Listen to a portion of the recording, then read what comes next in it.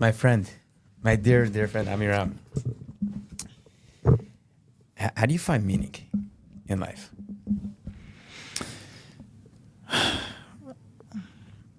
Family and value creation. What does value creation to mean to you? What are your values? First of all, like it's to bring value to the world, is to build.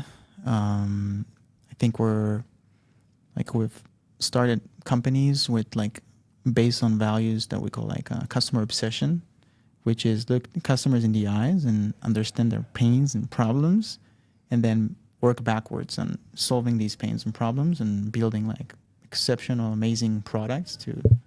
And then when you solve a problem for someone, you see the look in their eye, and this is value creation, and there's many ways to deliver this value. We believe like there's like the Apple way of like we think for our user, and there's the Amazon way we listen to the user. There's a Tesla way we wow the user, and I'm really like more like really believe more in the Amazon way, which is listen to customers, understand the pains, come from like bottom up. This is like the best days of my life where I feel like I found the problem, I found the pain, and we can deliver. Do you have like an example you could bring that showcases this from the start to finish? I think one example that starts in my previous company, Spot, and then maybe one example from Upwind. So Spot started as a Cinderella story. I pitched VCs about optimizing cloud infrastructure, and they said like, but hey, that's not going to be a big business. The cloud providers will hate that, and they will shut you down. So it's very risky to invest in something like that. But when I met with customers and not with VCs, you see like they have pains. They're overpaying in their cloud infrastructure, and they have no like creative ways to optimize it. So on one hand, like very smart people, VCs, tell me my business is really bad. And on the other hand, you have customers with pains. So who do you listen to? So we developed a DNA of like customers' pains, and we work to solve it without knowing what's the big strategy going to look like. And step by step, solving pains, creating value. This is an end-to-end of like building the market leader today of cloud optimization on the planet. And what's about Upwind? So Upwind, if you think about cloud infrastructure, we're in the biggest revolution that this humanity has ever seen, ever witnessed. From the industrial revolution to like cloud, I think like cloud is like bigger than anything, because like you basically get unlimited amount of compute, AI, infrastructure, just like here in your outlet, right? And cloud has changed everything in the way that your access to infrastructure is very self-service, so every team can spin up resources. And then like in order to control something like that and secure something like that, you need to think about it differently. So cloud security is really changing the way security was 10 years ago. And if you talk to customers about cloud security, like the first thing that you see is that they don't know. They really don't know, like how should they think about their security? And security can be something that is very risk management, stopping the org from, doing things and, helping the org to manage risk. Or it can be like an enabler for the business, something that improves developer experience, that bring people together, that it's not only security, it's also visibility. It's also ability to move faster. It's also like getting down to the details. And that's what the pain that we saw in security is that, I can manage my risk, but my developers are moving slower. The DevOps hate the tools I'm deploying. And we said like we want to build a different type of cloud security platform. You sold Spot for a lot of money, and you made a lot of money from that. You became, like, personally, to say it frankly, you became rich. How has that changed your life?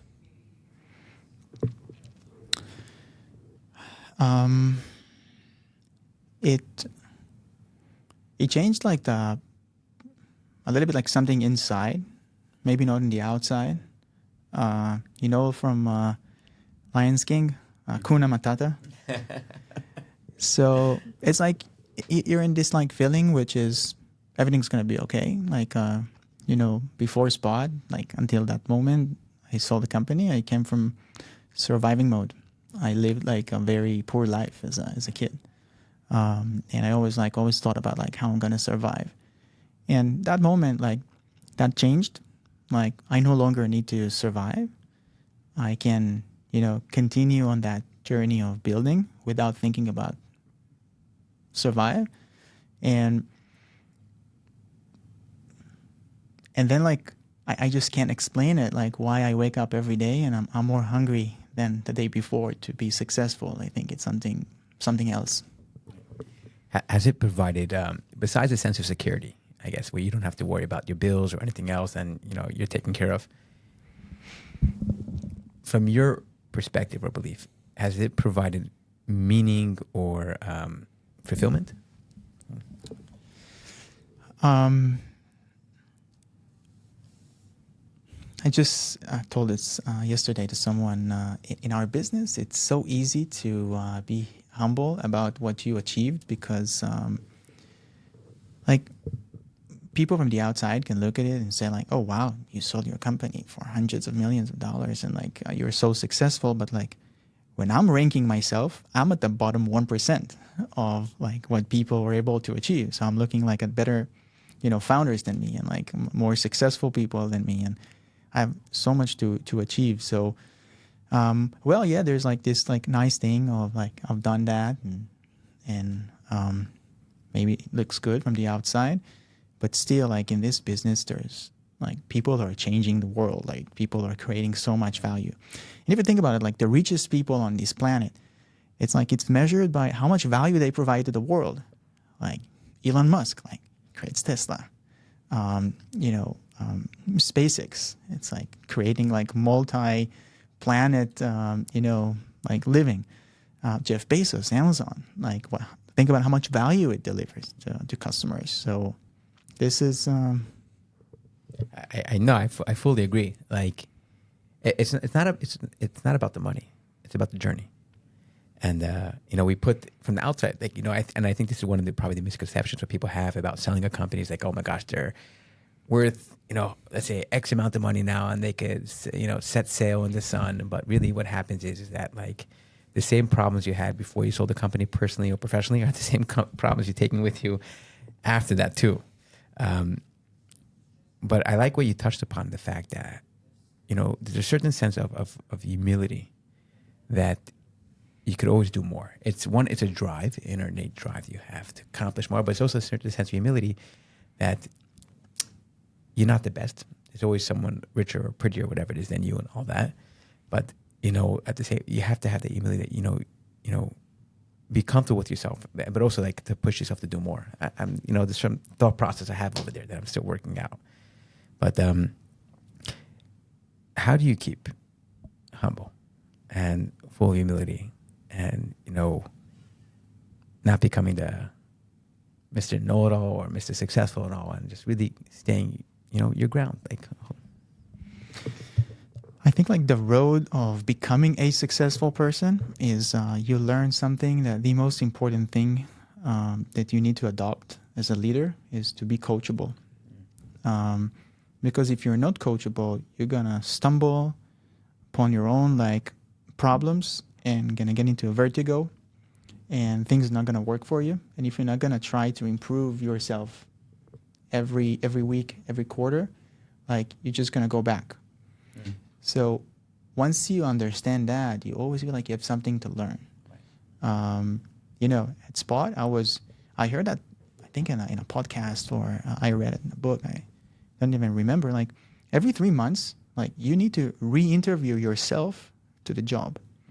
Like I'm a CEO of like 10 people first quarter, and now I'm a CEO of 50 people the next quarter. Like, do I know how to do that? No, I need to go and learn. I'm a CEO of 100 people, of 150 people. Right now, Upwind, within 18 months, we're 120 people, wow, growing into 140. Like, raised money from the best VCs in the world, like lots of pressure on my shoulders.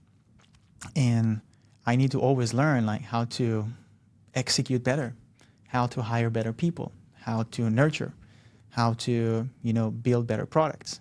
And if I think I know it all, I'm just not going to make it. Yeah, that's for sure. What would you do if you weren't afraid?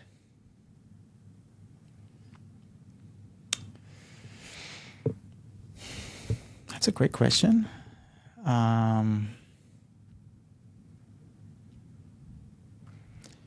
Actually, don't think I'm afraid of something that is, pushing me off doing something. I think I'm dealing with my fears every day. Actually, I had a big fear before I started Upwind. Like, what if I already have like a stamp of a successful guy, and what if so I'm dealing with my fears. I'm competing with the best and biggest security companies in the world. This is a big fear. So if I fear too much, I would probably change direction, right? So I think I'm actually dealing with my biggest fear right now. How do you deal with it? Like, how do you face it head on and go deal with it? I think that it's something like anthropologic or something that is very physical in you as a person, as you like the way that you grew up. Some people fear creates anxiety for them, and some people fear creates adrenaline. Right. And for me, it creates adrenaline. When I fear, when I see a competitor doing something, or a customer saying something very opinionated, it creates an adrenaline. Like, how do I solve it? How do I attack it? How do I do better? Like, even like last night, we were sitting until 2 a.m. thinking about a big problem we have. And it's a day that started at 6 a.m. And it would have been like much easier to go to sleep at 10 p.m. But we sat down in our hotel room, 3 people thinking about a big problem. And then we slept for 4 hours. We woke up again at 6 a.m. So that's how I think about it. It's almost like full circle, because that goes back to what you said, customer obsession. So it's like, the same way you're facing your fear head on and dealing with it is the same way like how you're obsessed with customer obsession.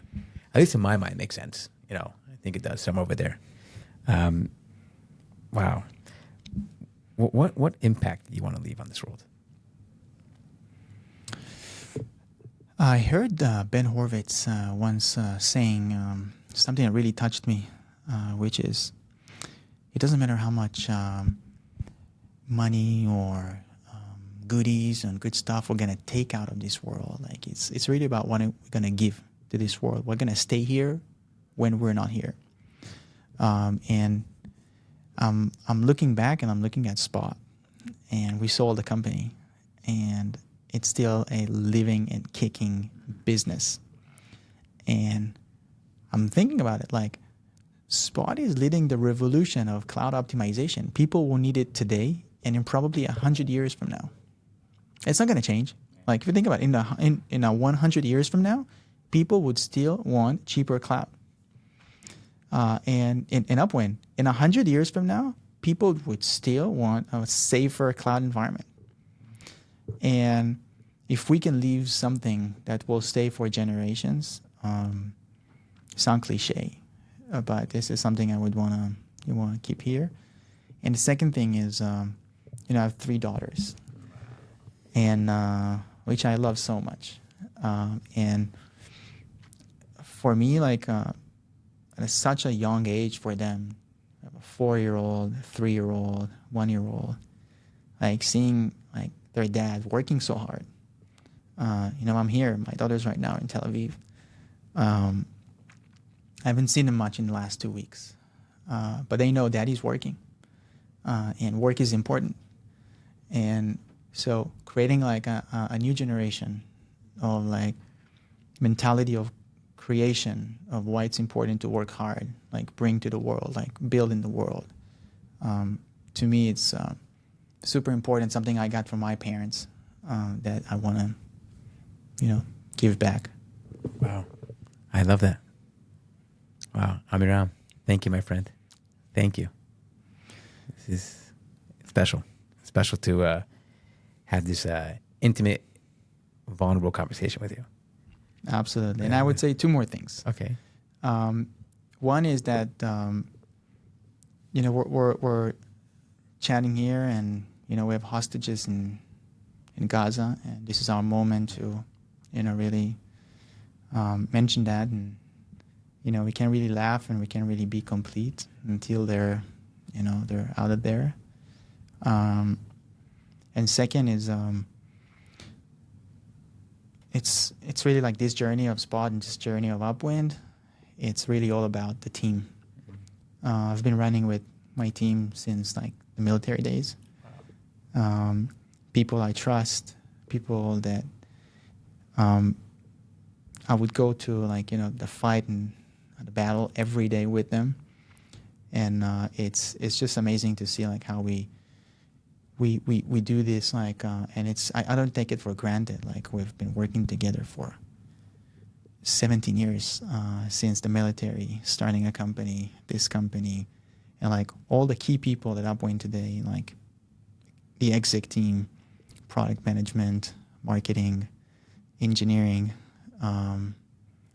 sales, are people that we go back a decade plus, and I think that's the unique thing. Want to send them from here my appreciation and how much I love them. But it's not about me. It's about like the team that we go back and. Yeah, you're only as good as your team. That's really what it is. Wow. And like you mentioned, the 133 hostages that are still unfortunately held by the terrorist organization, Hamas. They should be released immediately back to the family, healthy and safely. And this whole, terrible thing should end. Absolutely. Bezrat Hashem.